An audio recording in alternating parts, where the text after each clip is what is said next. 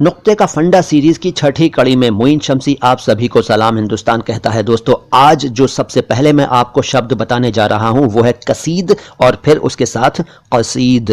पहले कसीद। कसीद शब्द अरबी से उर्दू में आया। इसका वही मतलब है जो मैंने इस सीरीज के पिछले एपिसोड में आपको बताया था कसीदा का, यानी कि वो माल जो बिक न सके और जिसका चलन न रहा हो। तो ये तो हुआ कसीद। और अब कसीद यानी का के नीचे नुक्ता अगर आपने लगा दिया हिंदी में और उर्दू में लिखते वक्त काफ के बजाय काफ से शुरू कर दिया ये लफ्ज, तो कसीद कसीद बन जाएगा और इसका अर्थ बदल जाएगा, सूखा हुआ चमड़ा हो जाएगा और टूटा हुआ। ये दो अर्थ हैं इसके। अरबी से उर्दू में आया कसीद, अर्थ जैसा कि मैंने आपको बताया सूखा हुआ चमड़ा और टूटा हुआ।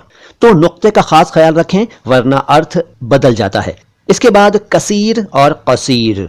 कसीर दो शब्द हुआ करते हैं आमतौर पर। एक कसीर ऐसा जिसमें उर्दू में से का इस्तेमाल किया जाता है और दूसरा कसीर वो जिसमें उर्दू में सीन का इस्तेमाल किया जाता है। और तीसरा कसीर यानी हिंदी में क के नीचे नुक्ता और उर्दू में काफ के बजाय काफ से शुरू होता है।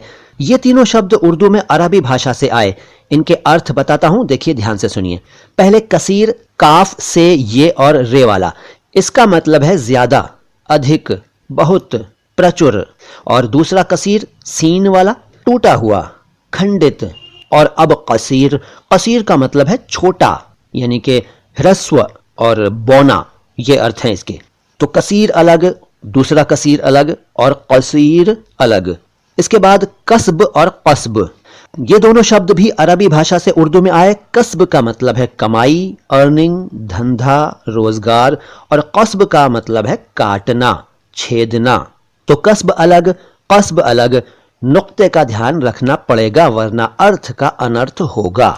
अगला शब्द बताने से पहले मैं आपको याद दिलाना चाहूंगा कि अगर आपने हमारे इस चैनल को YouTube पर सब्सक्राइब नहीं किया है तो सब्सक्राइब कर लीजिए। घंटी का बटन कभी नहीं दबाया है तो दबा दीजिए। इसके अलावा वीडियो पसंद आ रहा है तो लाइक का बटन दबाइए, पसंद नहीं आ रहा है तो डिसलाइक का बटन दबाइए। कमेंट बॉक्स में कुछ ना कुछ जरूर लिखा करें। किसी शब्द का अर्थ जानना चाहें तो कमेंट बॉक्स में लिख कर पूछ सकते हैं। हमारे वीडियोज को शेयर जरूर किया करें और यूट्यूब और फेसबुक पर हमें फॉलो जरूर करें। ट्विटर और इंस्टाग्राम पर भी हमारी मौजूदगी है, हमारे साथ जुड़ जाएं वहां पर भी। अगला शब्द है कहर और दूसरा है कहर और तीसरा है कहर। पहले कहर। कहर असल में कहर है यानी कि ह और र मिला हुआ है, आधा ह और र है, लेकिन आमतौर पर कहर कहा और लिखा जाता है। उर्दू में अरबी भाषा से आया कहर जिसका अर्थ है गुस्सा यानी कि क्रोध, कोप, दैवीय आपदा। और कहर जो है यानी कि क के नीचे नुक्ता नहीं है, ह और र है हिंदी में और उर्दू में काफ से शुरू हो रहा है। तो ये फारसी भाषा से उर्दू में आया। इसका मतलब है बैंगनी रंग, पर्पल कलर। तो ये हुआ कहर।